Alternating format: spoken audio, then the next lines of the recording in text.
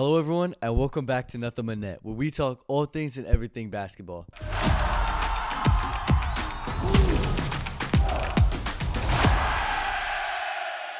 I'm Rhythm. I'm Cole. And I'm Kaya. And today we have a very, very special guest with us today. Brenden, thank you for coming on our show. No problem. Thanks for having me, guys. How you doing today? I'm doing good. Appreciate the invite. Glad to be here. Nice little setup. Smooth logo going back here. Appreciate that. I gotta figure out how to get me one of these. You know? Yes, sir. Yes, sir. But today what we're going to be doing today is we're going to be going through every matchup of the NBA playoffs, first round all the way to the championship. We're going to be making our predictions about it, whether it's right or wrong, probably wrong. But we're just gonna be predicting the NBA playoffs for you guys today. So, Kaya, what series are we starting off first with today? Let's start with OKC and the Suns. Well, Okay. I think this is a given. I think this is a given It's too. probably one of the easier ones. The easiest one, right? Yeah. It's the only 3-0, right? I think it's definitely Phoenix. I think that. Oh yeah. That's the obvious answer. Yeah, that's the best answer for this series. Dylan Brooks about to will him to 4 straight. 100%. Yeah. Yeah, you guys don't know about Dylan Brooks Right. in this next couple of All games. tough shots. No Yeah. easy ones. Yeah, with the Wikipedia logo on his hand. Right. Straight greens, but Yeah, I mean, I think OKC's just too much to handle, Uh-huh. obviously. Like, SGA had, 42 on, was it 18 Yeah. shots? Yeah. 15 Yeah. of 18. He was the most Yeah. efficient playoff scorer since Uh-huh. Jordan. and Like, and it's Bro- ridiculous. Brooks was hounding him all game, and Yeah. it was still just bucket after bucket. It was Yeah. Canadian teammates. I Yeah. thought the interaction, afterwards, where Brooks said he was flailing or something like Uh-huh. that, and SGA got asked about it, and he's just like, shout out Dylan. I thought that was hilarious. Yeah. But they just don't have enough. I don't think their bigs are quite good enough either. Like, I like Iguodaro.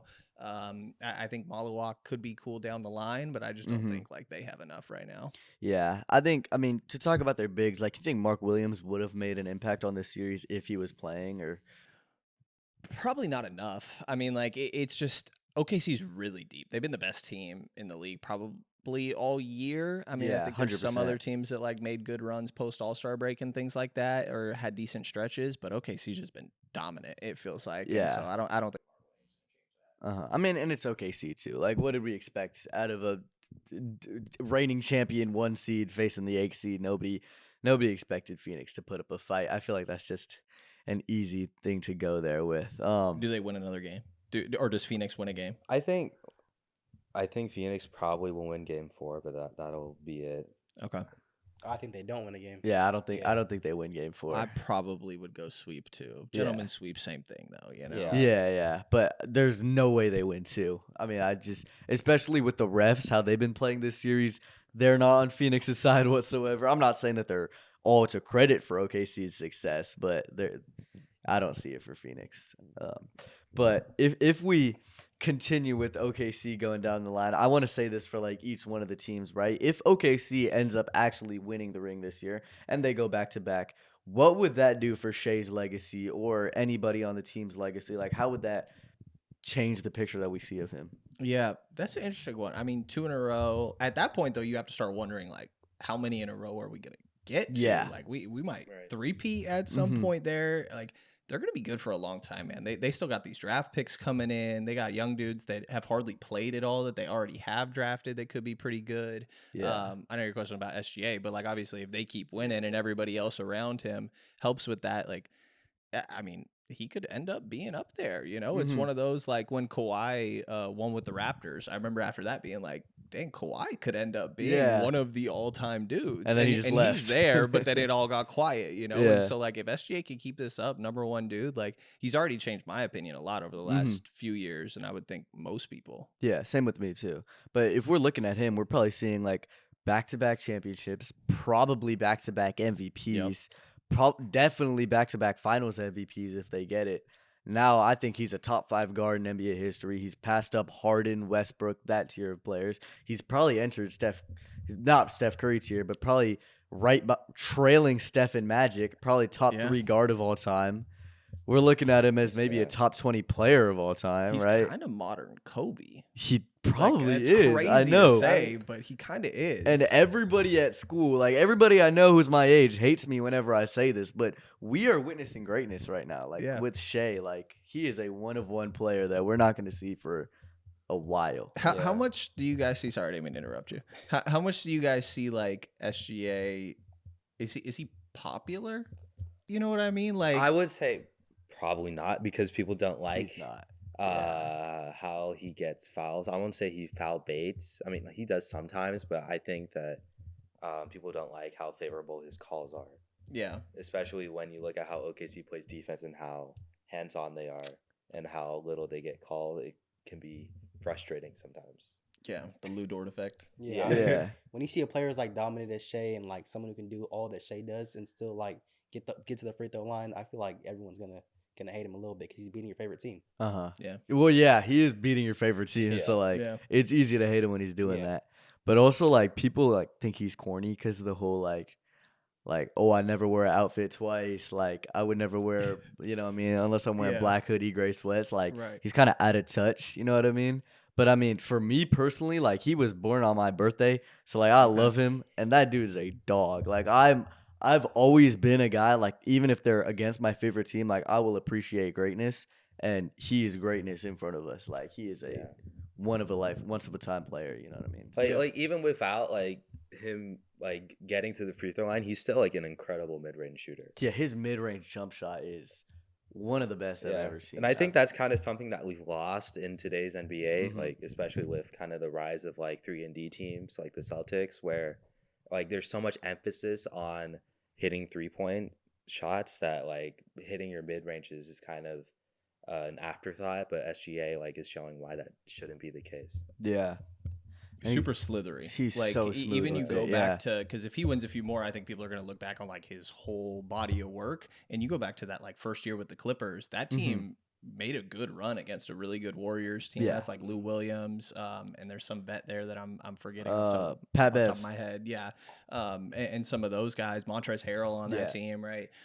And he made a really good impact in Yeah. his first. I believe that was his first That was year. his rookie year, yeah. And so you look back on the whole body of work by the end, like all the whole foul baiting guys not liking him for that, which totally reasonable. Like you win another one, you win enough, maybe that conversation goes away a little bit. Mhm. Like for a while, Kobe, like I did not like Kobe growing up, to be honest. 'Cause- Like you said, respect as a player, it was nothing against that. I also grew up a Celtics fan, so that Yeah. definitely goes a long way in Yeah. that. Yeah. But like the narrative around Kobe, as much as people loved him, a lot of it was, well, you're chucking. You Mhm. know, you're putting up a lot of shots. And I think he got respect for sure throughout the whole thing. But as you win more and more, it just turns into, well, You're pretty great. good. Yeah. Yeah. yeah. And I think that's what people are about to see a lot with Shea. Yeah, I can see Especially that. with the way this OKC team's been playing. It's gonna happen. Of course. Right, yeah. But if enough with the glaze, we can move on to the second round series. Kai, what are we looking at? We have Lakers Rockets. I think this one's like going one direction too. This is the other series that's 3 hours. Oh, that's right. Yeah, yeah. Mm-hmm. But yeah, Lakers. I think Lakers sweep this. There's no way in my mind that the Rockets, with how they've been playing, can win a game. In my opinion, they've just been so bad on offense. Yeah.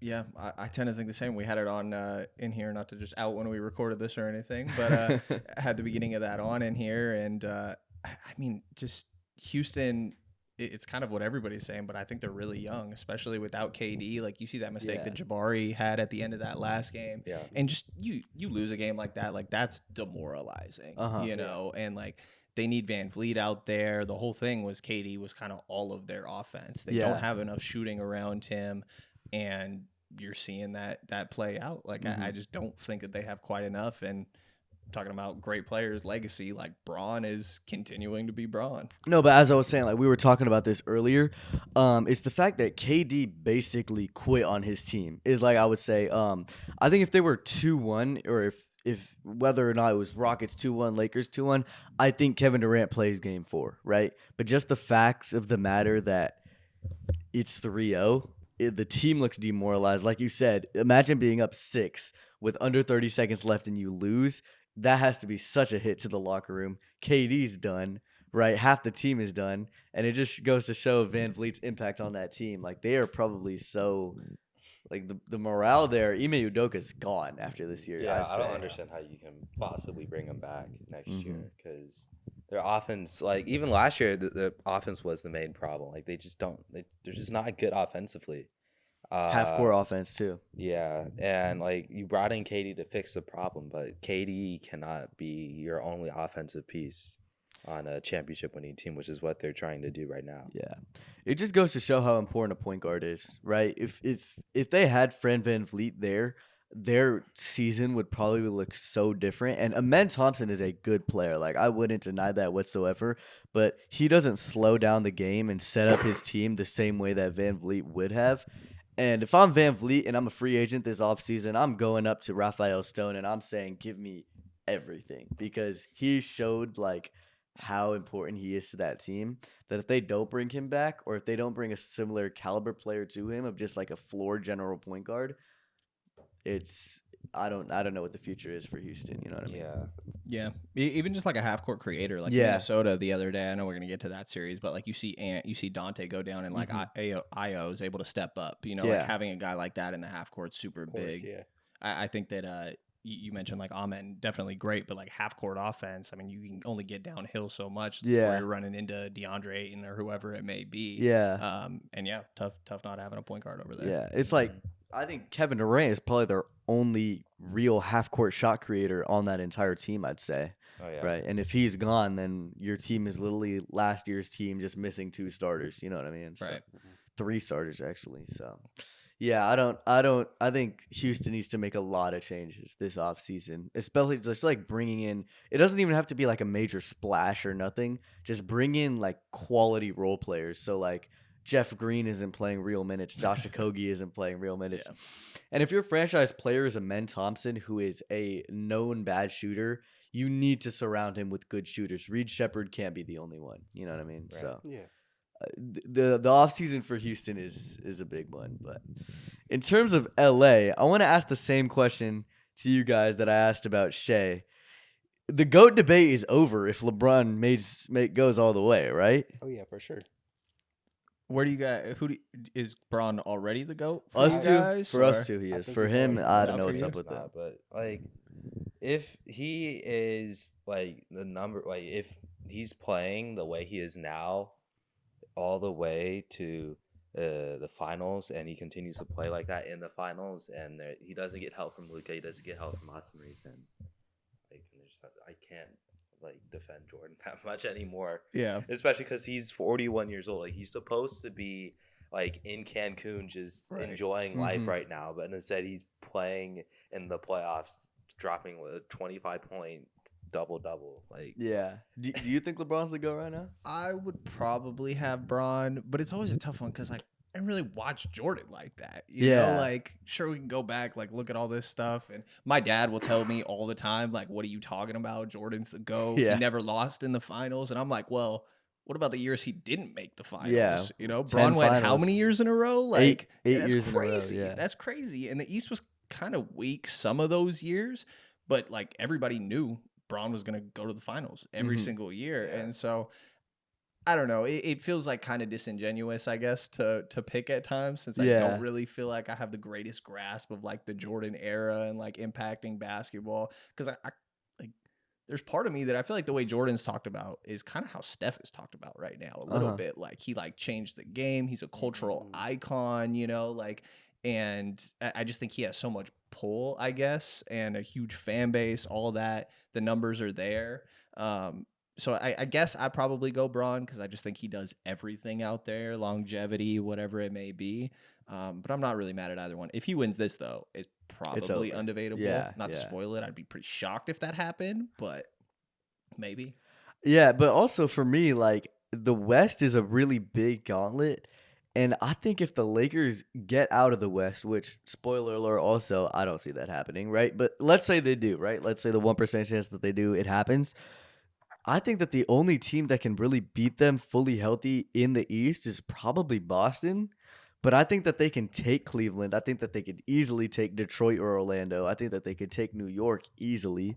Atlanta, easy, right? Like, I don't see who in the East can beat them other than obviously Boston, right? And then if we get a Lakers Celtics finals, that would be peak too, right? So if the Lakers make the finals, I think it's a win-win scenario for LeBron fans or just basketball This fans. guy loves in Braun, general. huh? Yeah, I do. I do. Can tell. I Can do. tell. Yeah. I don't blame you. I don't blame you. Yeah. It would be. It'd be cool.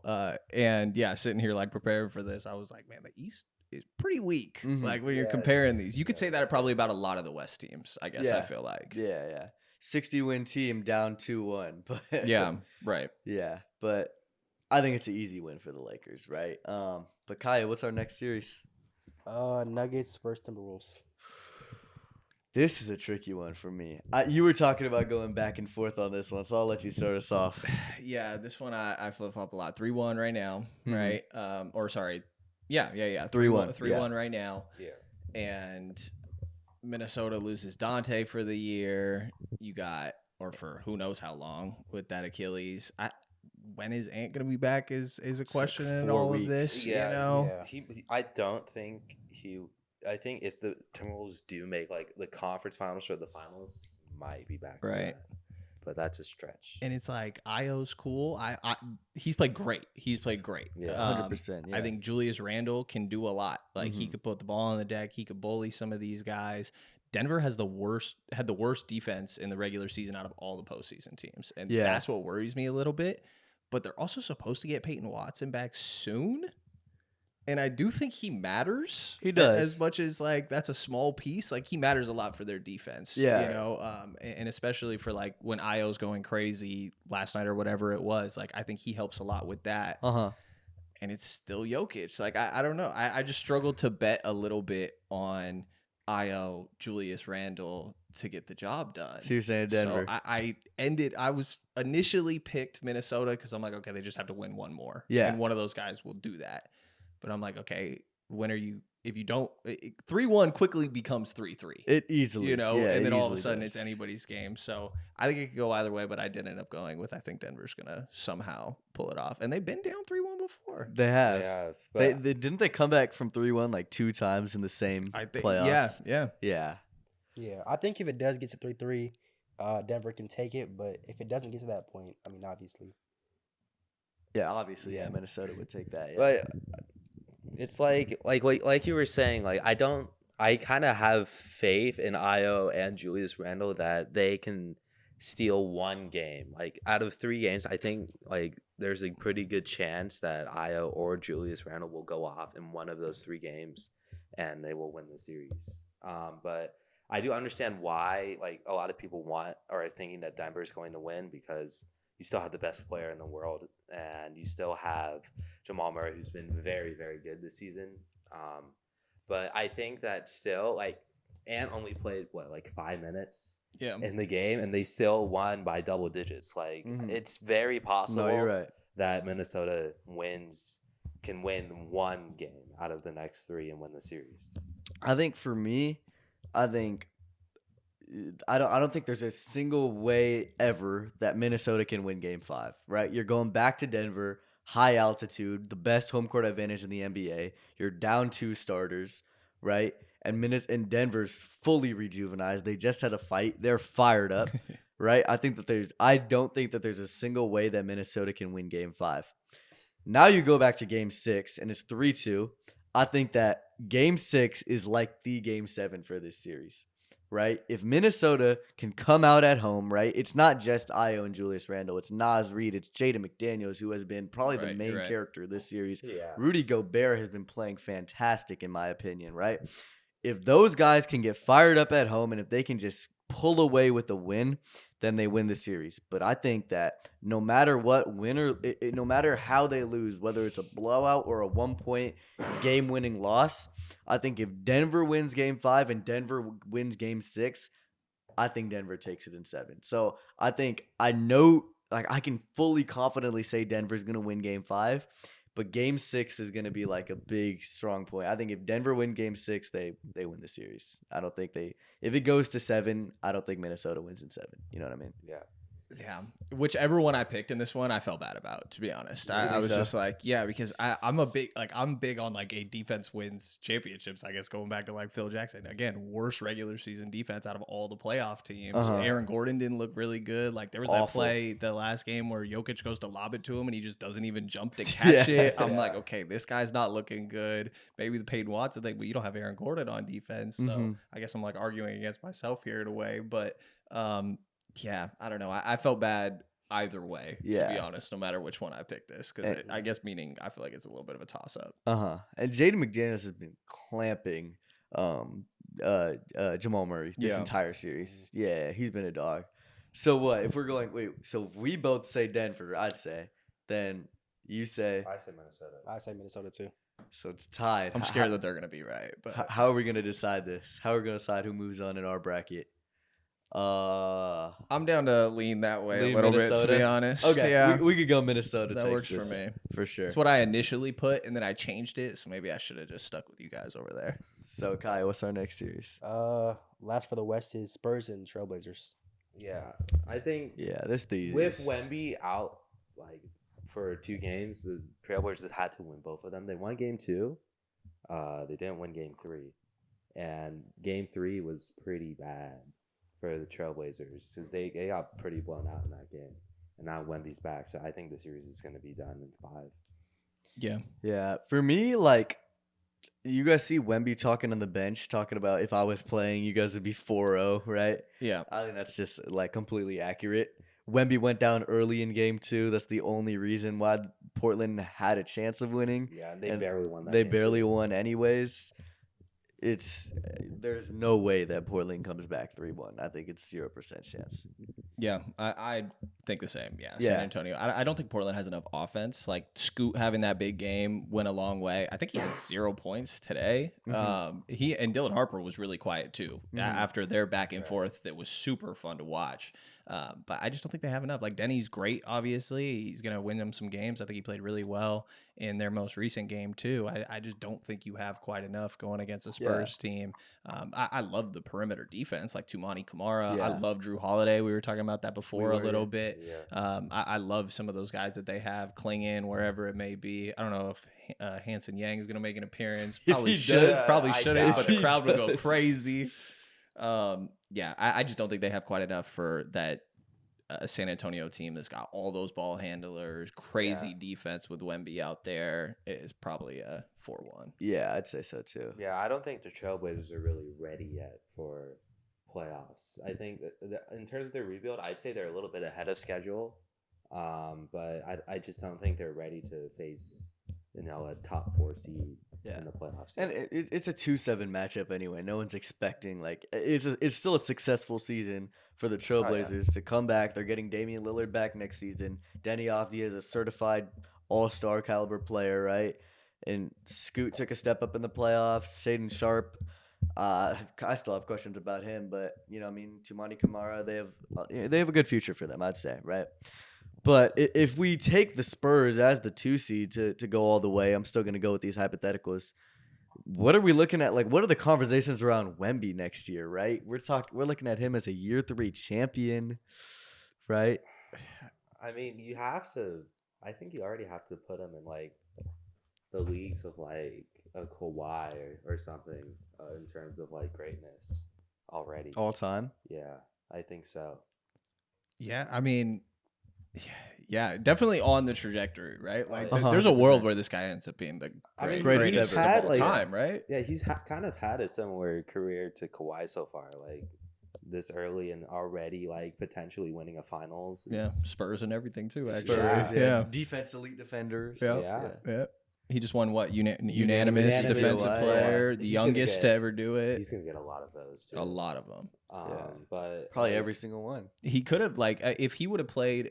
Somebody asked me like who I would put for MVP earlier in the year, and I was like really like looking at the Wemby numbers. I'm like, gosh, there's so much better with him on the floor. Yeah. Which obviously, but then somebody pointed out to me, I'm like, Neat Clifford and Maxime Reynaud played more minutes This season than than Wemby Wemby? did this year, which is crazy to me. Wow. But like if he, and they didn't really need him that much. They were pretty dominant in the regular season, but Right. eventually that's going to be MVPs on the list, and it kind of feels like a matter of time before this dude is just taking over the league. Like I joke with some of my friends, I'm like, dude, this guy shouldn't even be allowed to play. Like this isn't fair, dude. Yeah, what are we doing? Crazy. Yeah, I think every single season that he plays 65 games from now until the end of career, that DPOY award is on lock. Right, because he is objectively the best defender that we've probably ever seen. Right, me and Core we were talking about it the other day. Right, he is 7'4". Have you seen that clip of him chasing down Darius Garland? Yeah, he was he is 7'4", crazy, keeping up with a 6'1" guard, and Darius Garland is fast. He is a shifty. This is Kai's favorite player in the NBA, by the way. So he can speak on it more than I can, but he is a dog, and 7'4", keeping up with him. Just to smack it at the rim. This guy is... The athleticism in the shooting is just unreal. Especially for, it is kind of just a cheat code, if I'm being honest. It's like a build you make in 2K. And Yeah. then somebody does it, and you're just like, that's not fair, bro. Why is this a thing? You know, how are you doing these in and outs, tween handles, step backs? I'm like, dude, you're way too tall to be doing all this. Doing all what that. Is going on? Yeah. It's he's taller than KD doing KD things in a lead on defense. It's crazy. I think the only thing that can stop that guy is injuries. 100%. Yeah. Of course. Yeah. And the Spurs are playing it completely well with him, right? He is not playing. He is playing enough where they're winning games, and he's not playing too much where he's not getting hurt. Obviously, the blood clot thing last year was an anomaly. I don't think he's going to end up getting a blood clot ever again, but they're playing his minutes well. I don't see him getting a major injury. And the way he trains his body and stuff, all the stretching he does, he's good. I think he stays healthy. I think he's going to be a dog. You know what I mean? And he's... If we see him win a championship this year, then it's just it's only a matter of time. It's only a matter of time where he just has everything in his cabinet back at home, and he's the best we've ever seen. You know what I mean? He said it's your favorite player, right? Darius Garland. Oh, Garland. Got you. So that wasn't a fun highlight. Nah, I got you. I thought you were talking Wemby. Okay. Yeah. But so should we move over to the East now, Kai? Oh yeah. Pistons and Magic. This one was, I was thinking about this for Same. hours. I think it depends on how well the Pistons play outside of Cade and Tobias Harris, because those two have been fine this series, especially Cade. Cade has been going crazy, but it's the rest of the team because they don't I think game one, Cade had more points than half of the team on the Pistons, and that's not sustainable for winning any series, let alone against the Magic, who I think the Magic, most of us thought they would be definitely a top 4 team in the East, and they're playing up to that potential finally. Yeah, for sure. I saw a clip from DeMarcus Cousins calling him a fraudulent 8 seed, which is funny wording, but he just meant I think they're a lot better than that. Yeah. You know? Yeah. To what you said, they're super talented. Everybody thought they would be better. They were inconsistent this year. We talked about it before, injuries really got in their way.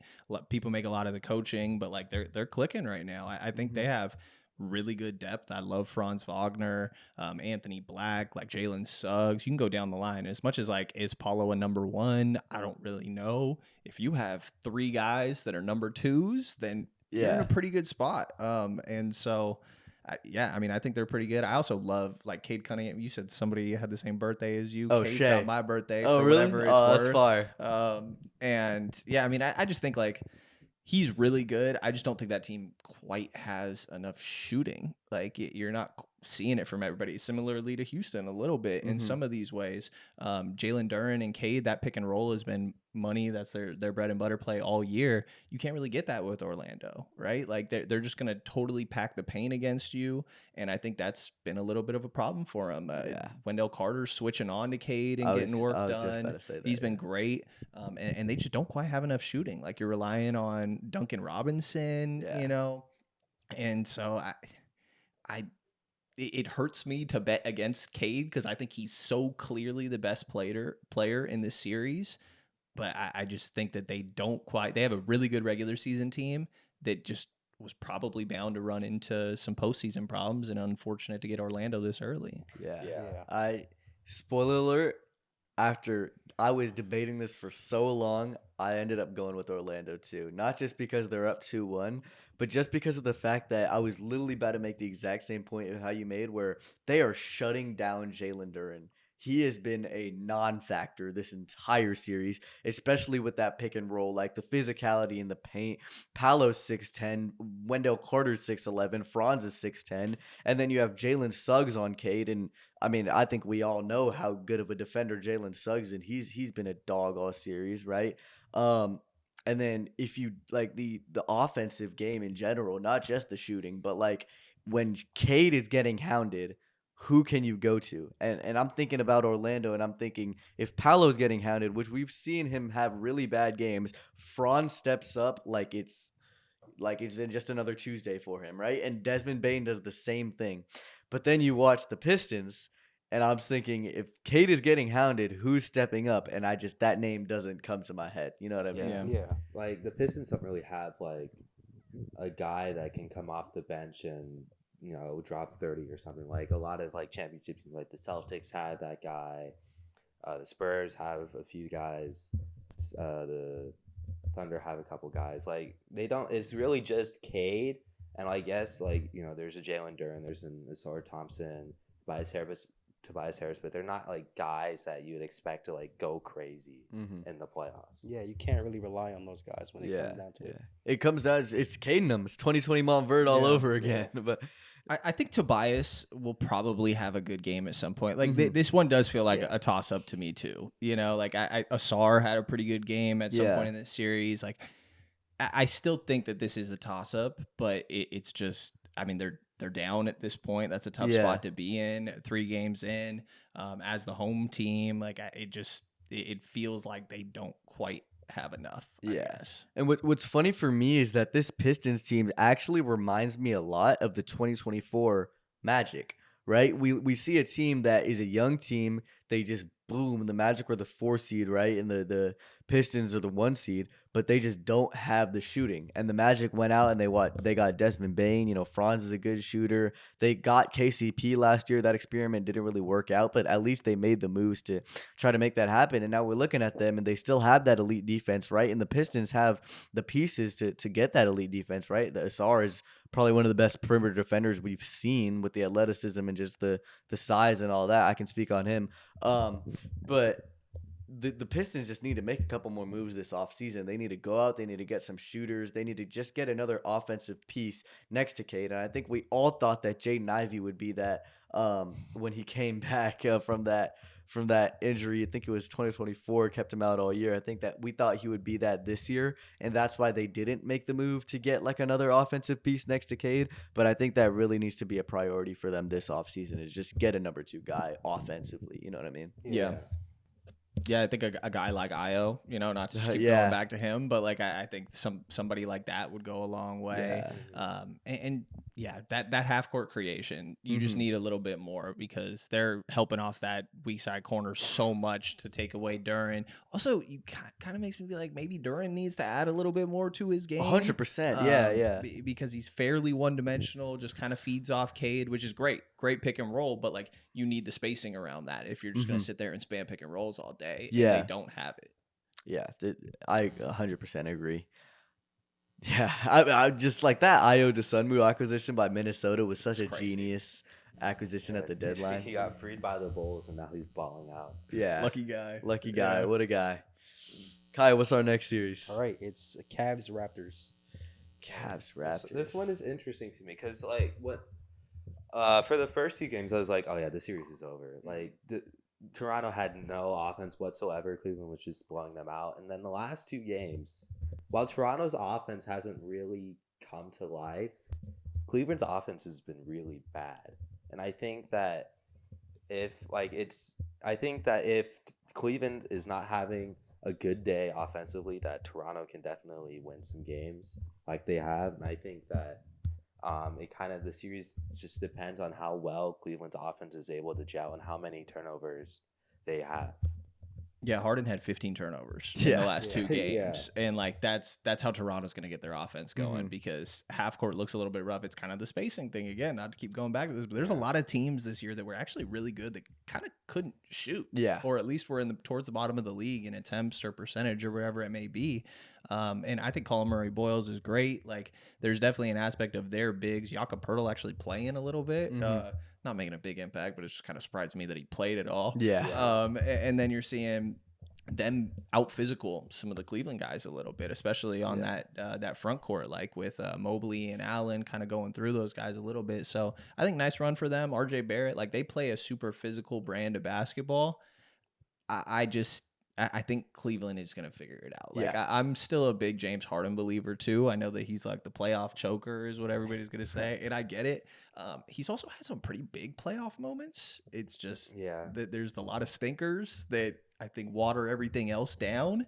And I think that between him, Mitchell, that front court that they got going on, like, I just think that they have a lot more things have to go right for Toronto to win, mainly those turnovers that you mentioned in my mind. And like Cleveland kind of has to give it away in my mind for things to go wrong. And that's what they've been doing the last 2 games. Yeah. So. No, but shout out the Raptors. Like, that big three of Ingram, Scotty, and RJ. Scotty especially has just been a dog, especially all season long. He's an elite defender, and he's been really pulling up his offensive game these last 2 games especially. RJ had a slow start. Now he's back to what he can be. But just like you said, like, Cleveland is obviously the better team. They just have been a little more lax lately. But once they get back to realizing, like, all right, let's lock in, like, they'll figure it out. You know what I mean? Yeah, I tend to think the same. Yeah, I just think it's too close for my liking. I feel like with like the guys that we have on Cleveland, I feel like it should be a no-brainer, right? They should obviously win. Mm-hmm. He's a Cavs fan, by the way. Okay. Oh yeah, the Garland. Yeah, That's where that comes from. Gotcha. So feel pretty good about it. What sort of have you thought of like the balance between Harden and Mitchell? I feel like it doesn't work the same as Darius Garland and Mitchell. But I mean, James Harden scores more, so I mean, it's working. Yeah, more experience for sure. Yeah. I mean, they paid to win right now. Yeah, I think definitely could. I could definitely see the Cavs making the conference finals, but they just have to get cleaner on offense. Well, I think that's what this series depends on, is how clean the Cavs are on offense, how many turnovers they create. I think no matter what, I think the Cavs can make the conference finals, because look at that group that they're playing in. One of those 4 teams of Orlando, Detroit, Cleveland, and Toronto has to make the conference finals. And I'm looking at that, and I think Cleveland is easily pulling away from that. If they can just lock in and play to how they can play, it's not like they're facing the same half-court problems that all these other teams are playing. They have Donovan Mitchell and James Harden, you know what I mean? So if they can really just lock in, then they're easily making the conference finals. And then versus them in Boston, I don't know who I'm taking, but I could take Cleveland. I wouldn't be mad at myself taking Cleveland, but we'll get to that in a little bit. It's a really rough group, though. Yeah. Like, sitting there doing it, it's like the West is hard to figure out because you're like, okay, who's better here? The East is almost like, all right, which team is worse? Worse is worse, yeah. And, I mean, Toronto feels a little bit worse. Like, that half-court offense where Sam Merrill, Max Strus, whoever it may be, Dean Wade, like, those guys are all shooting pretty well. Toronto just hasn't been shooting well. Like, Brenden Ingram, like, hasn't had very good shooting splits. I know Scotty Barnes has been okay, but he hasn't been otherworldly and been able to, like, really steal them games offensively. Yeah. For me also, like, we haven't really seen a signature throughout his entire career. Like, we haven't really seen a signature Donovan, other than that Denver Nuggets series, but we haven't really seen like a signature Donovan Mitchell playoff series or moment in general where he's really like taken over and willed his team for a deep run. Other than when he was going 50, like band for band with Jamal Murray back in the bubble, right? But I feel like this year is such a prime moment for Donovan Mitchell to just have that moment in his career. And I'm really excited because I think he's going to get it done. I don't think he's going to win the ring, but I think he's going to have like a moment where he just has like a Tyrese Halliburton level run where he can will them to whatever their ceiling is. Because I don't even know what the ceiling of this Cavs team is. But if he can just take over, then we're looking at the Cavs as champions. I don't know, but yeah. But I think we can all say Cleveland is winning this series, of course, right? Yeah, most likely. Yeah, I'm going Cleveland too. Yeah. Next we have Knicks Hawks. This one is like a similar-ish story in my mind, where like turnovers are a huge part of this because that's how Atlanta's offense, right? Again, like we keep going back to this half-court offense for a lot of these teams, and like that's a big problem for Atlanta. I think Gilgeous-Alexander Walker, most improved player, right? Like he's great. I think that he can get a lot done. Jalen Johnson been pretty quiet in the series. I think both of those guys. I think Nikhil and Jalen Johnson have been really quiet this series. I have more faith, I guess, though, in Nikhil to like pick it up a little bit more so. But New York's been weird all year, man. Like I love Mike Brown, but I'm a little worried about all this. Yeah, right now. Like Cat had that triple double last game. He looked great. They've just been too inconsistent. Yeah. But like for Atlanta, I think that the series is definitely winnable for them. It just like depends on how clean their offense is and how messy New York's is, I guess, because Atlanta's like one of the best defensive teams this year, and I think that gives them a leg in the series, maybe, but I don't know. I think it's kind of a toss up between New York and Atlanta. I do too, and I never would have thought that like coming into it. Yeah, you know, like I think that the Jalen Brunson aspect of this is weird on both sides of the ball, where like he's the guy that you're trying to target every single time, but they've been pretty good about not getting him in too many mismatches. I mean, if they're trying to do it with Jalen Johnson, like you just go under those screens all day, dare him to shoot. He's not really knocking it down, but I think that Quinn Snyder's a really good coach and probably going to figure out a way to get him involved in things and mess that up a little bit more. I don't have the most faith in Cat. Like if you're going to be running things through Cat more, that looked great last game, but what's the adjustment, right? And if turnovers are what's going to help Atlanta, Cat could turn the ball over a little bit. Yeah, and like you were saying, like Quinn Snyder could probably figure out how to get Cat to turn over the ball more, especially if it was working in game 3. Like it wasn't working in the first 2 games. Right. So like I could definitely see Atlanta making adjustments that makes that not happen, and New York has to rethink their offense a little bit. I guess maybe go more to having Jalen Brunson just try to create space by driving to the rim and just try to make offense off of that. But I think most likely New York wins this series, but it wouldn't surprise me if Atlanta wins. I'm just so confused about this Knicks team this year. I cannot tell if they're a good basketball team. I can't tell if they're a bad basketball team. I can't even tell if they're an okay basketball team. Like on paper, you have an all-star point guard, you have an all-star center, you have 2 elite defensive, you could say 3 elite defensive wings in the middle of them. But then one of those defensive wings dropped 0 points in game 2, I think, right? You have a center who's been inconsistent all year and is a defensive liability. You have the guard that you have is 6'2" and has been targeted all series. Like you said, New York has been good about hiding his defensive liabilities, but still the fact is he is a defensive liability, right? And I don't know, because Atlanta hasn't been good this playoff series. It's like CJ McCollum has been a dog, but Nickeil Alexander-Walker hasn't been playing to the 27-point per game scorer that he is. Dyson's kind of a problem on offense. Yeah, Dyson is a problem on offense too, but he's also an elite defender too. So it's like I was genuinely I was coming in like it could go either way for me. I ended up saying New York just because of the fact that this is Atlanta's first playoff series since 2022, right? This is Nickeil Alexander's first time as a number 1 option. This is, you know what I mean, CJ McCollum's first time in the playoffs for a while, but New York was just in the conference finals last year. They were just in the second round the year before. So and I ended up saying New York, but if Atlanta won the series in like 6, I would not be shocked whatsoever. But I ended up saying New York. Yeah. What you think? Which way would you go? Yeah, I would say New York, and then like if Atlanta wins, I wouldn't be surprised, but I think New York most likely wins the series. Okay, I agree. I think New York can hold it down. Okay, for the rest of the series. I did end up going Atlanta, but again, it's one of those where I'm just like, man, I don't know. I feel like it's who's going to coach better, because both these teams have a lot of flaws, and I like that Mike Brown went to more Deuce McBride, Jordan Clarkson last game. That helped a lot with their spacing. They need that.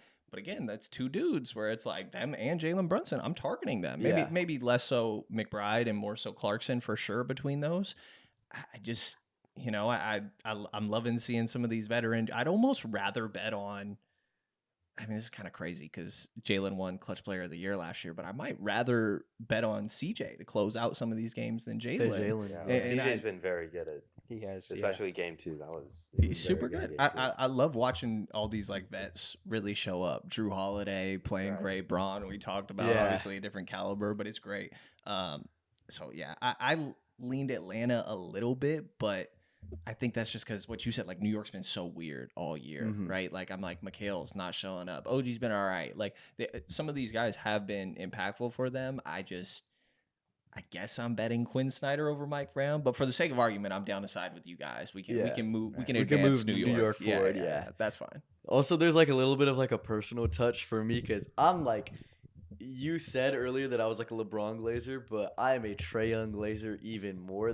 He was the player that really like got me into basketball, like really, and he's been my favorite player ever since. So to see him leave and then they're immediately the 5 seed and looking like a real good playoff team, like it hurts my heart. So I have to go with New York just because of that. But yeah, it's a toss up. That's fair. Mm-hmm. You have a Wizards jersey now, or? I should. I got not very good looking jerseys though. Yeah. I don't know if it's just me, but like the stripes they got going on.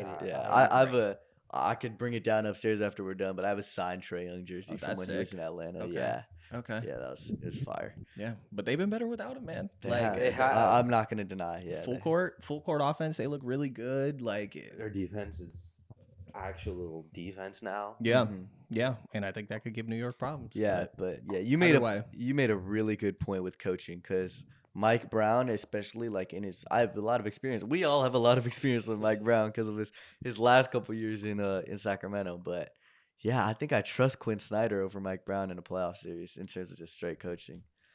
But that's. But then and then you go back to like, well, I think New York probably has more talent, right? Yeah, and maybe I'm crazy. I said the CJ over Jalen thing. I could also see it going the other way easily because Jalen's still been pretty good in this series. Yeah, even if those clutch moments maybe not showing up the same way.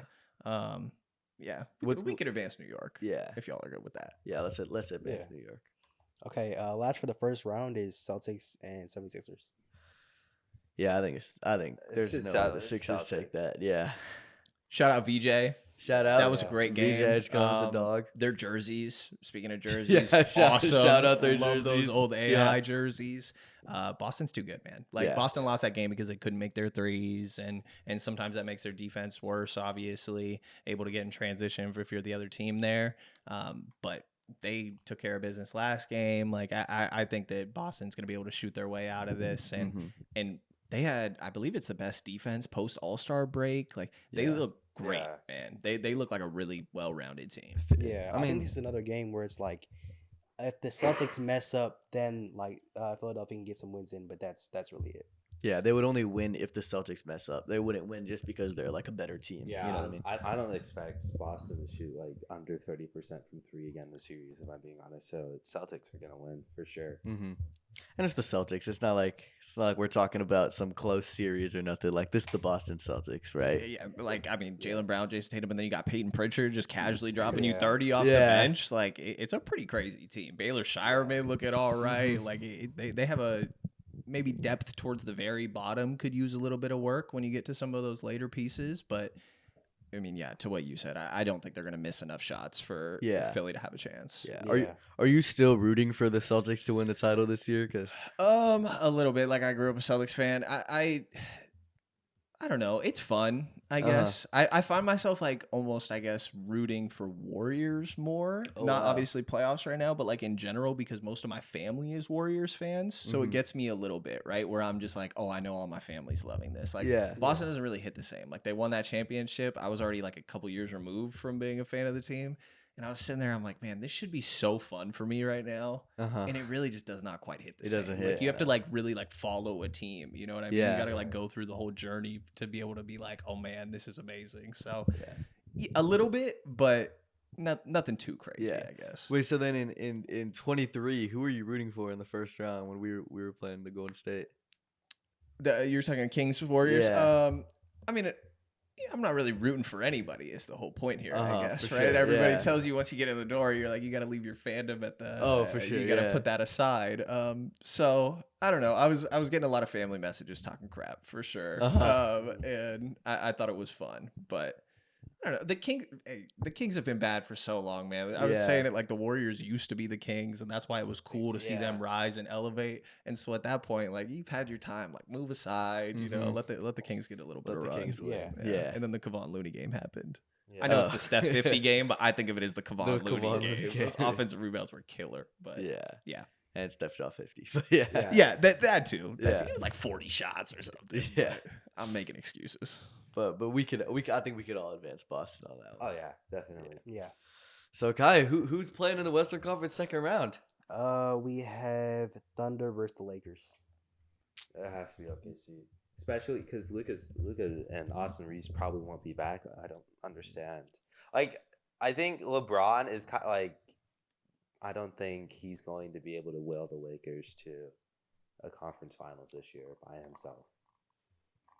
Yeah, I don't think their defense is like enough. Yeah, you know, they have the offense. Maybe Reeves could come back.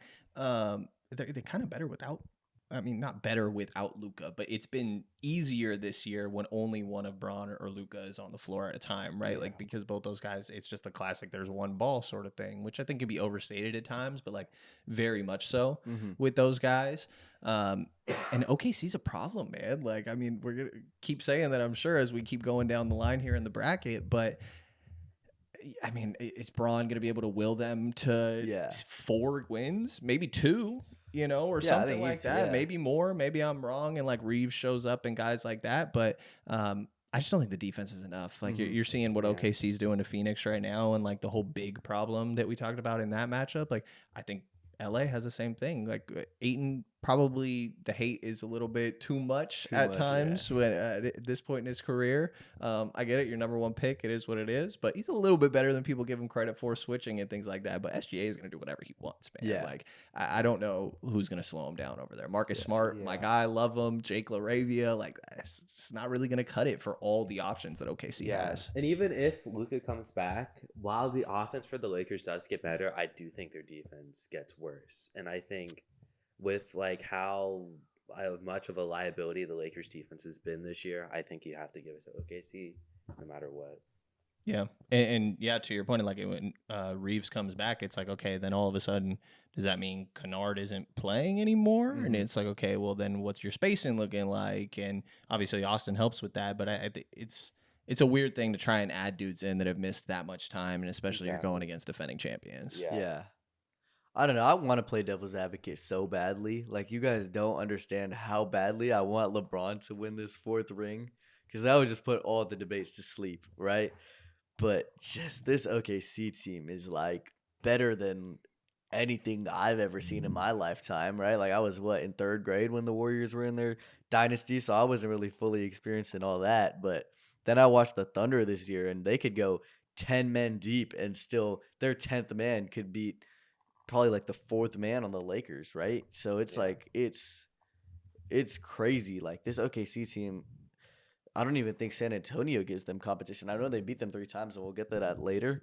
But yeah, spoiling all his picks over here. But yeah, I think LA can steal 2. I think we can say Thunder in 6, right? Because I mean, at the end of the day, we haven't seen this new trade deadline Lakers play the Thunder. Luka got hurt like 5 minutes into the game in that one game, right? So I think LA can take 2, right? Yeah. I think the most that LA can do, even if they get Austin Reeves back, even if like everybody plays good, I think can keep scoring. I think they can put up a fight, but it's impossible to win. Yeah, it's going to be a tough one. It's going to have to be, Braun being your GOAT over here. Like, he's going to have to just go absolutely ridiculous. And again, 4 games in a row or winning 4 out of those 7, that's tough. Like, you're going to have Jalen Williams on you. You're probably going to have Alex Caruso thrown in there, Lou Dort, and Lou Dort probably the main one, Kenrich Williams, and offensively, like AJ Mitchell. Thank you. AJ Mitchell, like Cason Wallace is a dude that could do problems for Austin Reeves. Like that team is just so deep, and Braun's Braun, but he's 41. Yeah, So. yeah, he is 41. Yeah. Which You know what? people say it all the time when he keeps breaking it. Yeah. But Yeah. How about this? If you three are all going OKC, I'll say LA because then my vote doesn't matter. But at least Okay. OKC didn't fully dominate our bracket for them. But yeah, so I'll say LA. But we can say LA. OKC's moving on for that one. sounds good. Sounds good. Okay. Did we go Timberwolves or Timberwolves. Denver? Spurs. We went Timberwolves. Yeah, so Timberwolves, Spurs. For this, I think it was the Timberwolves. If they would have made the finals and won, they would have had like the toughest road in terms of net rating like ever in the history of like the finals to win. So like with Ant and Dante and the team's fully healthy, I think it would have been a challenge. But with both of them out, I think it's over. Yeah, I think Spurs kind of win this one pretty easily. I think the fully healthy Lakers can put up a better fight against OKC than this current Timberwolves team can put up against San Antonio. Yeah. Yeah. Would Denver well, okay, hold on. So I guess first, like, yeah, I mean, I go Spurs too for sure. I just don't think like perimeter defense. They have so many weapons. It's those three guards, right? Yeah. And then you also get to Wemby, obviously, and like Wemby Gobert, that'd be a fun matchup. But I mean, it's Wemby still there, right? As the difference, you could pull him out the paint more, obviously, and let some of those other guys get downhill. I just think the Spurs have too much going on, and really what you said, Minnesota is like really beat up, and that's going to be a tough problem a little bit here. But I think the Spurs are a really tough problem, and it's essentially like them and OKC are on a caliber that I just don't think these other teams quite are when it comes down to it. When it like the depth that they have, the way that San Antonio loses though is like if they just can't shoot the ball. Yeah. I think that's been a problem throughout the year a little bit. Is Harrison Barnes, is Champagnie, like who are the guys that are making shots for them? And sometimes it's going to be those guards where you have a big Castle night or you have a big Dylan Harper night, De'Aaron knocking middies down or whatever it may be. But like that's the recipe for how they could lose it. I just don't know that Minnesota's going to have quite enough to be able to do that 4 times. Yeah. Yeah. Like it's like what you were saying with OKC and how their depth is like so good. Like San Antonio kind of has that as well. While it's to a lesser degree, like they have so many like guards like Stephon and De'Aaron and Dylan, like that could like just go crazy. And we've seen that this playoff. So it's like, yeah, you could stop one of them, but can you stop all 3 of them? And I don't think Minnesota, especially in their current state, is going to be able to do that. Yeah, because let's say McDaniels is on Fox. Who's guarding Harper? Who's guarding Castle? Who's guarding Keldon Johnson off the bench, right? Is Gobert even enough for Wemby one-on-one? I don't think so, right? Yeah. So if like they say, if you have a big man on the perimeter, then it's a mismatch, right?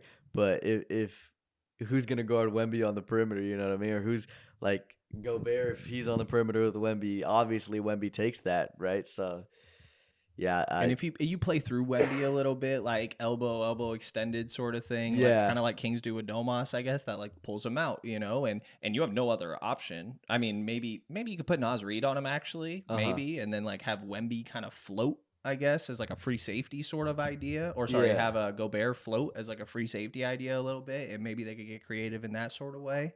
But yeah, I mean, it's a lot going on, and I think it's just a really, really talented Spurs team. I think what could stop them is just not being able to shoot well enough. Yeah, which I don't think that they're going to struggle with that in this series. I think that I think they take it.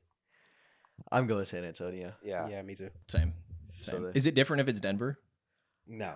No. Okay. I still think no. like Wemby can probably outclass Jokic at this point. Yeah. And like the Nuggets defense is just too bad. Yeah. Mm-hmm.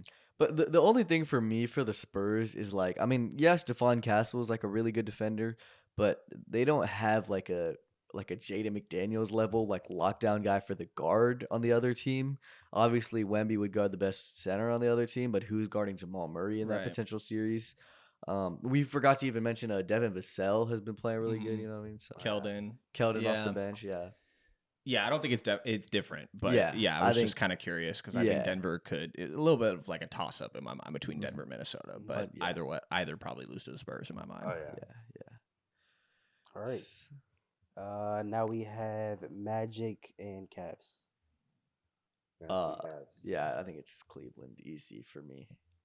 I think the same thing. I was the one that had I had Magic winning. Yeah. But on my notes here, I initially had Detroit winning since I was like mixing up that matchup. Yeah. I had them even beating Detroit. Like I think that Cleveland team is good. pretty good, man. And again, this is what we were talking about, that like first 4 East teams we went down the line. It's just which one has the least amount of flaws, I guess, is kind of what it feels like. And half court, they're going to be able to get the job done a lot more than Orlando is. And part of what you're seeing a little bit, and more so what Orlando, I would say, is doing to Detroit right now. But what I think that Cleveland could do then to Orlando is just pack the paint against some of these guys. You know, you have those, obviously the Twin Towers, 2 bigs, I guess you would say, with Mobley and Allen. I think they could do a lot of damage, and Orlando could give them a better fight than I think maybe some people might think. But for the most part, it's just reliable offense, it feels like, for Cleveland. And maybe they fall into the turnover problems that we're seeing them have a little bit right now. But for the most part, it just feels like they have – I'm more willing to bet on their top players than what's going on with Orlando. Yeah. And you made this point when talking about the Pistons Magic series, where it's like the Magic bigs have been bullying Wendell Carter in the paint. Or not Wendell Carter, Jalen Duren, in the paint. But when you have that Twin Tower lineup of Allen and Mobley, then now it's double trouble. You know what I mean? And I think Cleveland has the advantage on that one. So I'd say Cleveland too, yeah. Yeah, I agree. You got to be happy over there. Yeah. Cavs making the conference Not surprised finals. about your pick, yeah. Well, is that the first time that Donovan Mitchell's made the conference finals since he moved to Cleveland? I mean, definitely, yeah. But is that the first time he's made it ever? I don't think the Jazz made it in the bubble, right? He blew 3-1 to Denver. Yeah, I don't think he made it in 21. He lost first round 22. First year in Cleveland, he lost round 1. Yeah, I don't think he's been. Yeah. He's never been to the conference finals. Yeah. Wow, congratulations, Donovan Mitchell. You're making the conference finals this year. Wow, how have we never given Donovan Mitchell the same reputation that Joel Embiid gets? He's never made it out the second round. Well, I mean, I think Donovan Mitchell's different because, he's always very good in the playoffs. It's kind of just the team around him. Yeah, I was going to say that. His team surrounding him always doesn't step up when he steps up. Yeah, I'd say so. Georges Niang and all that. Yeah. Not quite getting it done back in Utah. Yeah, I mean, and then the outlier here is why I said I believe in Harden, and I feel like he is due at some point in his career to have a actual great clutch moment. You know, where people are super on him. I get it. Maybe it won't happen. Maybe he's gonna be like this big time clutch choker forever, I guess. But that feels like the X factor, I guess, a little bit, right? Is the 15 turnovers he had in the last 2 games against Toronto. Does he lose it for them, essentially? Yeah. And I would bet no, but it feels like a factor, I guess. That's fair, 100%. I guess it's kind of just are those turnovers going to be an anomaly, or are they going to be consistent? Right. And if they're consistent, then I don't think Cleveland really has that much of a chance. But if they're an anomaly and we get the Cavs offense that we had the first 2 games, then they could go all the way. And I'm willing to bet more on it being an anomaly just because it's James Harden. And I mean, he is known for being a playoff choker, but he is one of the greatest players we've ever seen in this game. Yeah. And I think easily Cleveland can handle Orlando, especially because they're the 8th seed. I mean, not to discredit them, obviously, but just because the fact that Cleveland is objectively a better team. You know what I mean? So yeah. I'd take Cleveland to that one too. A lot of Orlando's benefit is their size, usually, and Cleveland has a pretty good counter for that with their own size. You know, maybe the physicality is a difference. Again, Toronto doing that right now, but yeah, I mean, I think that they're a pretty good matchup for Orlando. Yeah. Jalen Suggs got no matchup for that windmill gather out of Donovan Mitchell. Right. That's a tough one to deal with. Yeah, that's a tough one to deal with. All right. We had Knicks, right? Yeah, Knicks Celtics. Jason Tatum's revenge. That's the only reason I'm picking Boston is I know Jason Tatum is going nuclear in this series if it happens. Yeah, also, Boston's just been so much better than the Knicks this playoffs. I don't really see how you can pick the Knicks in full confidence. Me too. I was really disappointed. That one hurt me a little bit last year. I will say when the Knicks beat them, I was just like, man, why? It was crazy the way it went down. What they fell down 2-0 at the beginning of the series, I think it was, and then it just felt kind of over from there. But I mean, what you said, like I think Boston's been just the more reliable team all year. They have way more depth on that team. Like when you're getting to the deeper parts of the rotation compared to a Jordan Clarkson who can do things for you, but Boston is so good at attacking mismatches. Like this is their entire thing, right? Is hey, give me Jalen Brunson, and it could be anybody on the floor. Like Peyton Pritchard is going to be going at him, Jaylen Brown, Jason Tatum. Like you can go down the line. I think some of these other guys could do that a little bit too. And I worry about Boston's bigs in certain matchups.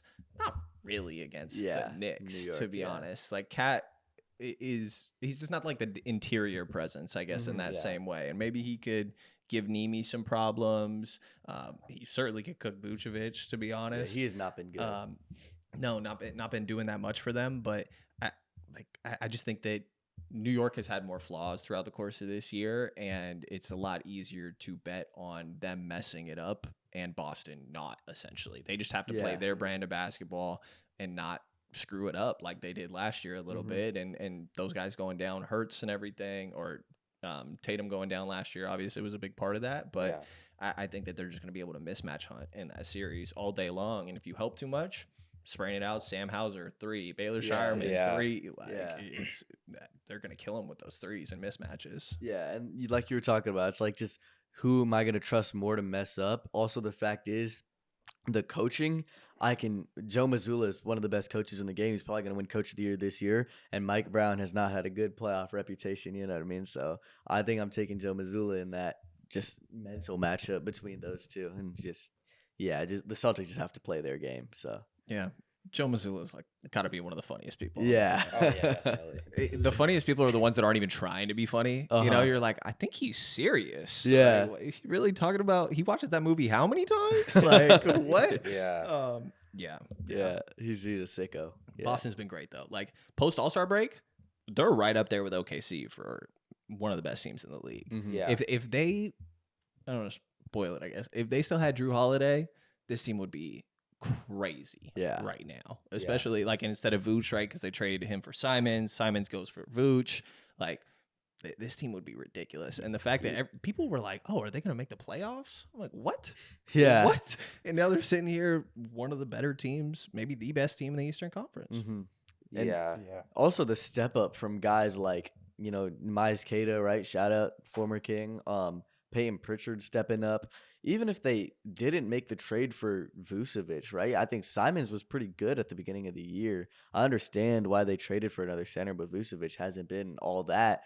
But yeah, it's like the Holiday and Porzingis have like, it's not like their presence hasn't been. I mean, obviously Holiday's, you're gonna miss his defense, but Porzingis especially, like he has not been like missed. I mean, not missed, but like it's not like it's like, oh my God, Kristaps Porzingis would have been really good in this setting right here. Like they need Kristaps Porzingis in this moment. Like I've never had a moment where I'm thinking like, what if the Celtics had Porzingis in this moment? You know what I mean? Yeah, and you know, Nimi been a big part of that. Like Luka Garza had some good games this year. I'm not really betting on him in the playoffs or anything, but like Jordan Walsh becoming a player, Baylor that I mentioned a little bit, like some of these guys that were on the fringe, and then Peyton Pritchard taking another step. Like it's almost like I'd rather, I mean, you have a lot of good options, but when you're happy with living with three different guys, Jalen, Jason, or Peyton Pritchard taking the final shot, you're in a pretty good spot. Yeah, 100%.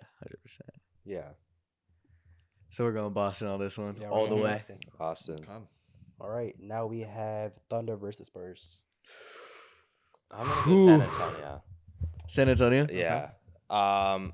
I think I think like they've pretty much in all of the regular season games they played, at least I think San Antonio was just the better team. They beat them 3 times. Yeah, and like the 3 games they beat them, like they weren't like necessarily close. Like they were pretty decent blowouts, if I remember. But I just think that Wemby is going to be too much to handle for Chet, and I think that's how the Spurs win the series, is just by exploiting that. Yeah, it's funny. In my notes, Spurs need Wemby to carry. Like I think that's exactly what it is. And I think I maybe wouldn't bet on that, but like I'm with you that it's the same. If he does, they win it, right? And it's just more that I think OKC has more depth, obviously, right? Where you can get to Jalen Williams and what he's gonna do, J-Dub, obviously between the two, like. SGA, who is checking SGA every single night? Like that's what I was about to I say. think that they have decent options and some dudes that'll slow him down a little bit, but I kind of think he's gonna get his. But to the other side is I don't really trust Chet to slow down Wemby. Yeah. And so this is one of those where we get to like this is the series that everybody wants to see, right? Yeah. Like this is they beat him 3 times in a row. And then OKC did win that like 4th one, and then all the like they didn't really change their style of play necessarily in that game. They just kind of were true to self and were able to make some shots. Maybe they got complacent earlier, whatever it may be, not to make excuses for them. But it kind of feels like, and maybe this is just the nature of when you get to later in playoffs of who's going to play better, SGA or Wemby.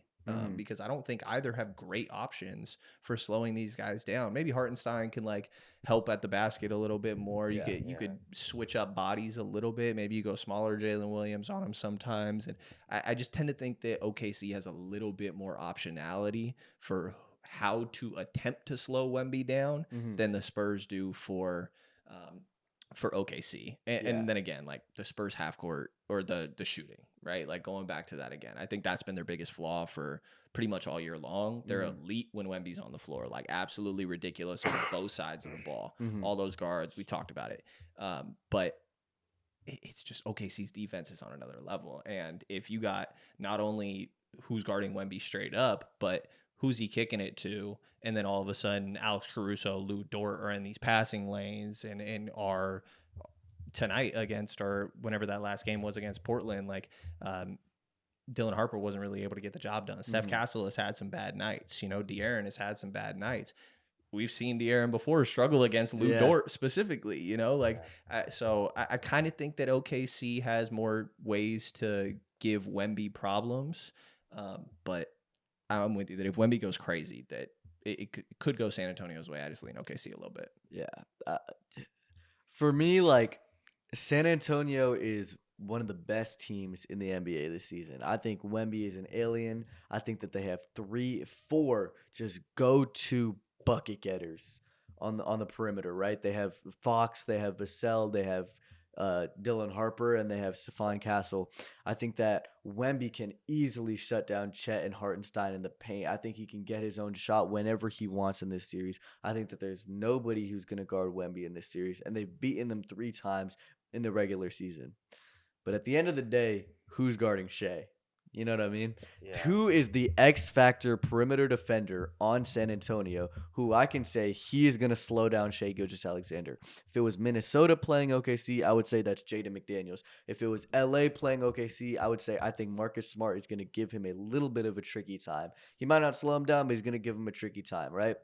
If it's Boston playing OKC in the finals, right, I could say either one of Jason Tatum or Jaylen Brown is going to slow Shea down. But I'm looking at San Antonio's roster, and I can't come up with the name in my head of who is just going to slow Shea down, who is guarding Shea. I can't think of that person. And so that wills me to give the edge to OKC, right? Because every single person on San Antonio who is like just an elite player, like all their guards – right? We have Lou Dort versus them. We have Caruso versus them. We have Shea himself versus them, right? They can slow them down. Wemby and Hartenstein both, right? I mean, not Wemby and Hartenstein. Chet and Hartenstein both, right? They can slow down Wemby on the interior with the physicality from Hartenstein and the perimeter with the speed from Chet. I just don't know who's guarding Shea. And if you have the MVP of the league as someone who you don't know how you're going to stop, then that's just easy pickings, easy barbecue chicken for Shea, you know what I mean? So. Yeah, and maybe that it's like Wemby impacting that mid-range game, right? We talked about like he's not really. I mean, he shot the ball well from 3 for the most part, I think this year, but that's not really what he's trying to get to. Yeah. So maybe Wemby complicates things with how he's trying to do that. But SGA didn't even need the screen. Yeah, like it's like just keep Wemby all the way out there, you know. And Chet, if he helps off you, you're about to shoot this thing. You know, Chet can shoot too. Yeah, and he could do that. So. Yeah, it's a weird one, but I can see it going either way. And I think it's kind of like maybe I should put more into the fact that they beat them so many times in the regular season, but I'm kind of like, this is defending champions. Yeah. It feels close. I'm going to lean that way. Yeah. The only question for me though is like, do you guys see Jalen Williams coming back by the conference finals time, or like, because I don't even know what his injury is. I mean, I'm gonna be honest. Like, I don't know the timeline for that. Yeah, I do not remember off the top of my head, to be honest. Mm-hmm. But I think that yeah, I believe that he is supposed to be. Okay. And yeah, missed him obviously a lot throughout the most of last year as well. But yeah, I mean he's a big piece obviously with what they got going on. So 100%. definitely very dependent on that as well. Yeah, definitely. He's the second best player on their team. So yeah. Are you guys going OKC San Antonio too? Yeah, I'm going OKC too. All right, so I guess I'm Out of word. out. Okay. Well, we're down to you're the going San finals. Antonio? Yeah. We could float both ideas out there. You know what I mean? Like For sure. Would the East team win against OKC? Would they win against San Antonio? Okay, but yeah, for official reasons, we'll sorry, I don't put mean to OKC take over. forward. Yeah. Yeah. But Boston, Cleveland, I think this is easy for me too. I mean, I think it's Boston. Yeah, I right? think it's Boston. They have too much momentum right now. I know that hurts you saying that. Yeah, I know it does. Yeah, I mean, like, comparing Boston to when they won the championship last time, their team's not a whole lot different. Like, yeah, they don't have Porzingis, but he didn't really play that much anyways. And, like, Drew Holiday, like, yeah, they're missing his defense a little bit, but their defense is so good.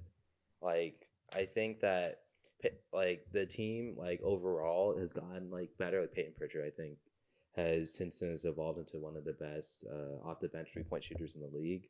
And like they're just the Boston is just too much for Cleveland to handle, I think so too. And a lot of it for me is like, this is a 3-point shooting team. All they do is let it fly. And the other team's got two bigs. Like, and that's part of their strength, but which one of them is guarding the perimeter? And maybe it's like you have Mobley, put him on Sam Hauser and let him float around a little bit, right? Like Hauser's been starting for Boston recently, and that could work a little bit, but Hauser's going to make it if they kick it out to him, you know? And Derek White's a really good option against the likes of Harden and Donovan Mitchell. You can throw Jordan Walsh in there sometimes just to mix it up. Jalen and Jason, obviously, a big part of that. Like, I just think that their defense can expose some of those problems that we've talked about with Cleveland a little bit, whether that's the turnovers and just making life a little bit complicated on their two stars. It's going to have to be like they feel a little bit your turn, my turn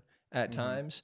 And I think being able to let it fly against a big team like that is probably going to work in Boston's favor. Yeah. And it's the same thing that we saw in Game 3 versus Philadelphia, where Jason Tatum was on an island with Adem Bona at the end of the game, and we saw how that turned out. He just fried him on that 3 to damn near win the game, right?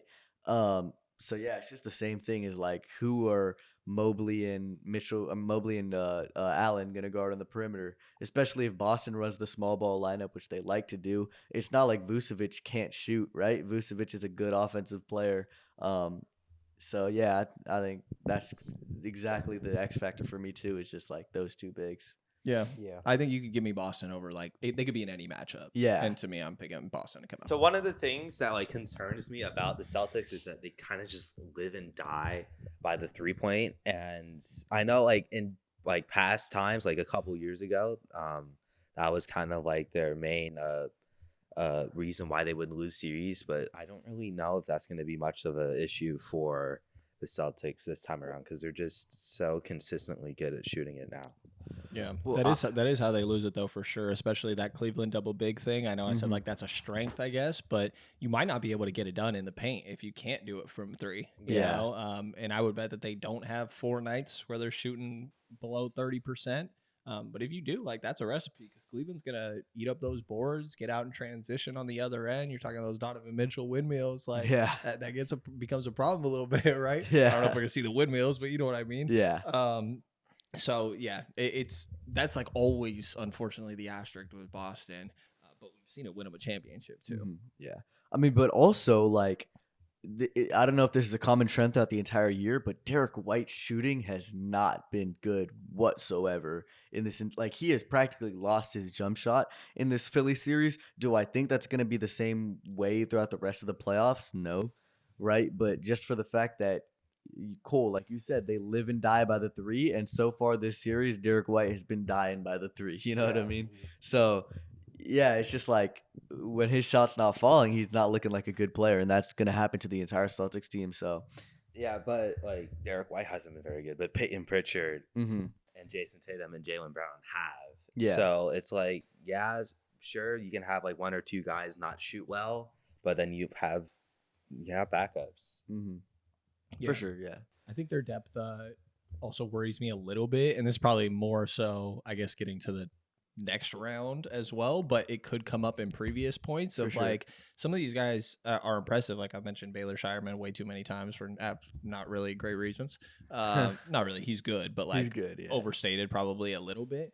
He could be a problem. Like, is Jordan Walsh going to play minutes? He's like their 9th guy right now. Vucevic could be a problem, is Sam Hauser is one of your starters. Keita has been really good. Mm-hmm. He could have a stinker though at some point. He could have a series where he's really struggling against Jared Allen and on the glass with some of these guys. So I do worry about their depth a little bit. I still think it's enough to get it done, but some of those, as you start to get down the line, I'm just like, is this could be a little sketchy at points. And also experience matters a lot, and we're talking about a champion versus a team that's never made it past the second round. And when you look at that on paper, obviously you're going to pick the champion, so that plays a part into it too. I mean, I'm going Boston. So I do think that if someone besides Donovan Mitchell could step up, I think they could definitely take it. Do you think James Harden has a good series against Boston? I don't. Like if he did though. Did he back in Philly? I want to say that's the game I'm thinking of. Game 6 he went crazy. And then in Game 7 he laid. And then he was horrible in Game 7. I remember Game 1 and 2 was no Joel Embiid, and he won Game 1. Yes, that's what it was. Yeah. He won Game 1. I think they lost Game 2. They went up 3-2. They did go up 3-2. But I think he had a good Game 6, but they lost. Yeah. Game 7 he laid an egg. So Game 6 they were up by like 15 with like 3 minutes left, and then Jason Tatum scored like 20 straight points. I remember, and then Game 7 was just like, everybody. Tatum dropped 51 on their head 2 weeks after Steph dropped 51 on us. That was a crazy stretch of basketball, but Harden could definitely have a good series. Mm-hmm. Like I know I've been the guy that I guess is expecting Harden to do well. And he's seen that team a lot. I mean, he's seen everything a lot. And so that's where you get to the depth, right? Of like, Nimi's been good.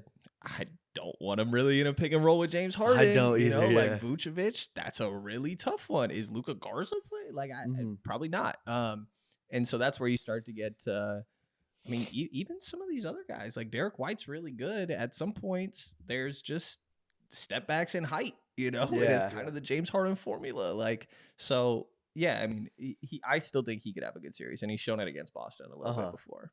Yeah. I mean, but also the fact is, like you were talking about it earlier, Boston might go for a small ball lineup to attack those bigs on the perimeter. And if they do that, and let's say it's instead of, Peyton Pritchard and Vucevic in the pick and roll with Harden, you're talking about Jason Tatum and Jaylen Brown in the pick and roll. Right. Then I'm obviously taking the Jays on that one. I'm taking Celtics, you know what I mean? So yeah, it comes out to coaching, honestly, but I'd still take Boston. Yeah. Yeah. Same here. Boston all around. Yeah. Cool. So OKC Boston in the NBA Finals. What a crazy prediction that we made out here. The last two champions. Yeah. This is a tricky one for me, but I mean, I'll let y'all start it off, but I know who I'm going with at the end of the day. I feel like OKC has too much depth. I feel like they have too much backup pieces than the Celtics can handle. Yeah, I agree with that. I think it's kind of the same thing with San Antonio. Like, I do think that Boston is going to be able to slow down Shea, but I don't know how well they're going to be able to do that. So I think I'll pick the Thunder. Yeah, this one feels like a toss-up too, and it's where you go back to like, okay, how many threes is Boston really making, right? And it's like, I don't know, that's a tough thing to predict, obviously. OKC, these have been the best two teams post All-Star break to me, and really for most of the year. Spurs in there too, obviously, but like, it feels like this is kind of the destined matchup, I guess, and sort of the easy one to pick, but for good reason. Like, I think both these teams have been really good. And when it feels like splitting hairs and trying to decide, I go with exactly what you said, that like the depth, right? Is that we're talking about like Cason Wallace, Alex Caruso, Jerry McCain, Aaron Wiggins, compared to Nikola Vucevic, right?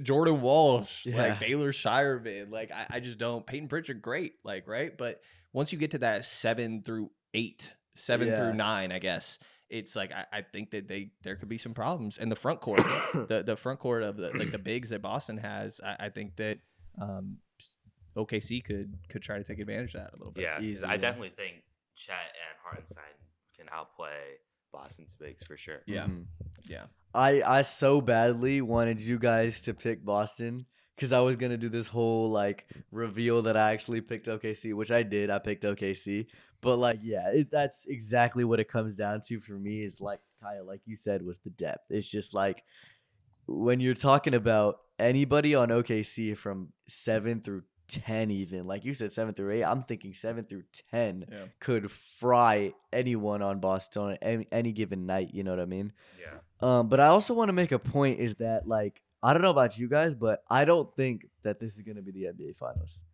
Like I don't think that there's a way. I think something's gonna happen. Like I think anybody could have said at the beginning of the playoffs last year that OKC Boston would be the NBA Finals, and look how that turned out, right?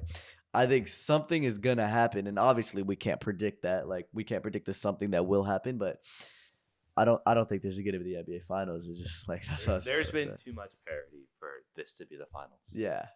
Indiana making it last year, prime example. Like that was insane, and obviously like a pretty tough one, or just Eastern Conference in general for them to end up making it. But like Cleveland could make it through. You know, San Antonio could make it through, and even beyond those ones that we talked about, like.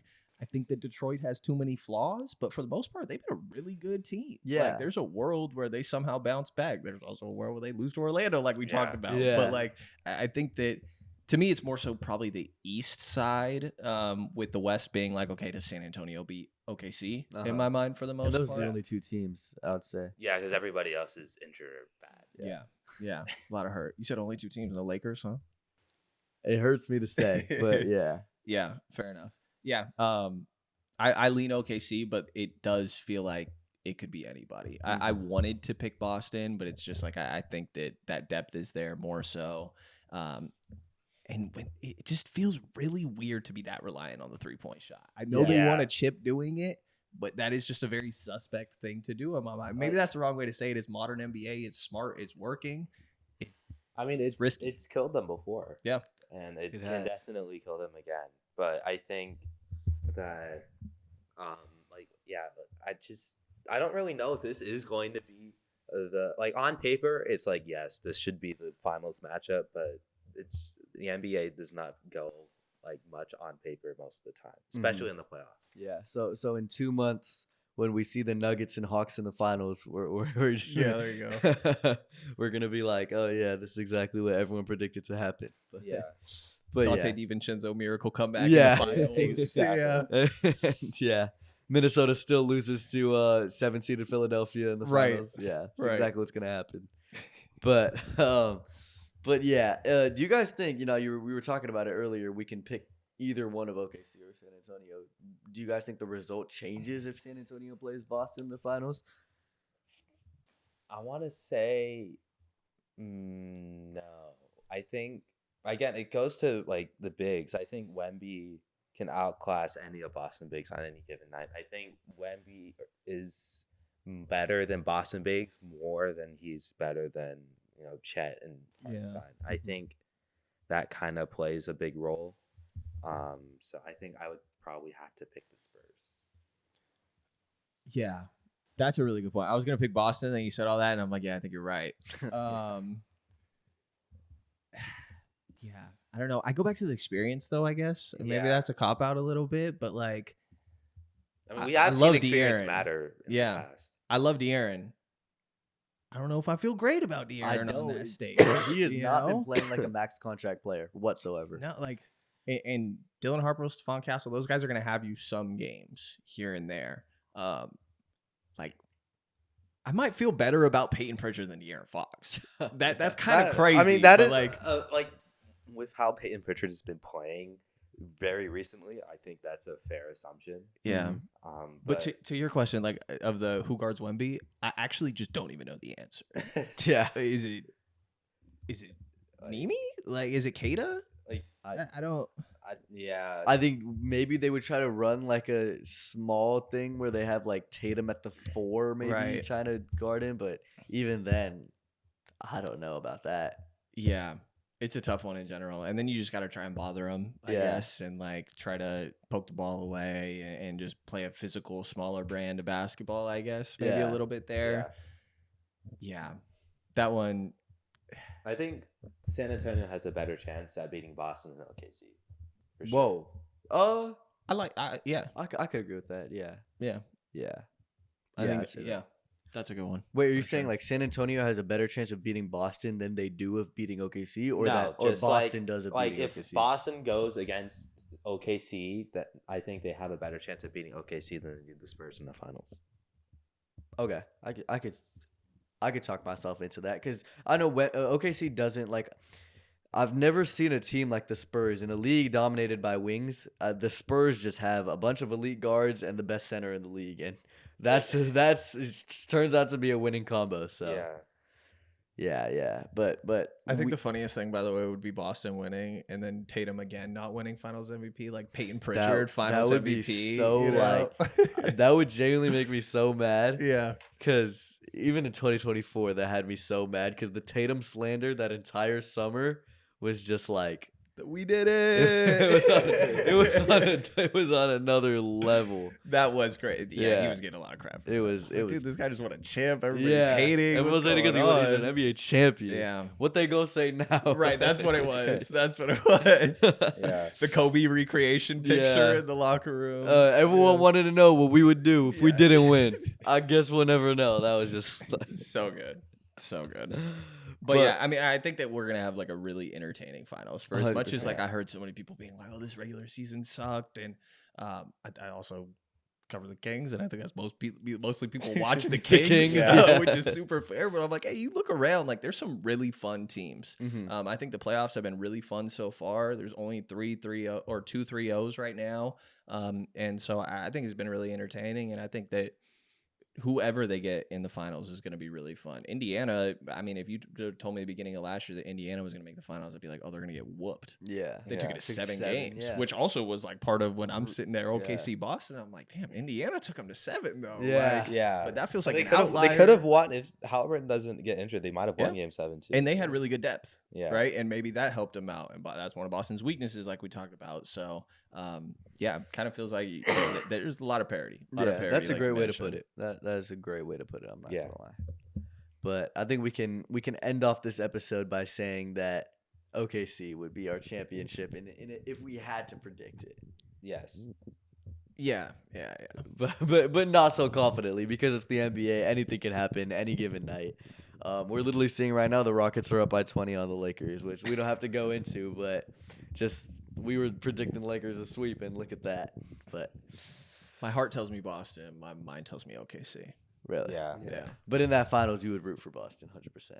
I would rather see Boston win. Yeah. Yeah. And Tatum finals MVP. That's where I would lean a little bit. Yeah. Yeah. I mean, I think the memes are kind of fun. Uh-huh. So I might be okay with like Peyton Pritchard winning it, for example, just for straight memes. That would be straight memes. the funniest outcome. That'd That be pretty wild. and if Peyton Pritchard, if someone told me right after they traded Holiday and Porzingis, oh yeah, next year Peyton Pritchard wins Finals MVP, I would be like, all right, what? Be insane. Yeah, what universe are you in? I like wasn't even sure that he was going to be an NBA player Really? out of Oregon. Like, I mean, solid, but like, is he actually going to be like a regular in a rotation? You know, Yeah. maybe like a third guard that would stick in the G, maybe like a 4A player where he's just too good for the G League, not quite good enough for the NBA. 'Cause, Yeah. like, you see the Oregon stuff, and I'm like, who's going to let him dribble this much? Yeah. Turns out anybody's going to let him dribble that much when you're just crossing everybody up. So, Yeah. I mean, even until like 2 years ago, I thought he was just some guy who they subbed in and shot half court shots. Yeah. and then, yeah, that's right. He's always the buzzer beater guy. Yeah. and then subbed him out.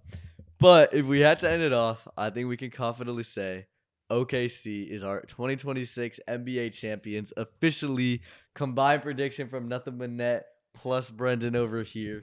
I just want to say from all of us, thank you so much for coming on our show. It's been a blast of a night. We've had a great 2 hours with all the technical difficulties in the middle, but appreciate you so much All for good. coming on. Yeah, appreciate you having me, guys. So great to have you. It's Glad been a to do great it. time. Glad to do it. And yeah, appreciate y'all for watching back home. Let us know in the comment section down below if you agree with our picks. And if you don't, please comment down below what you would change with your predictions. This has been a great episode of Nothing But Net, and we will catch y'all in the next one. Peace.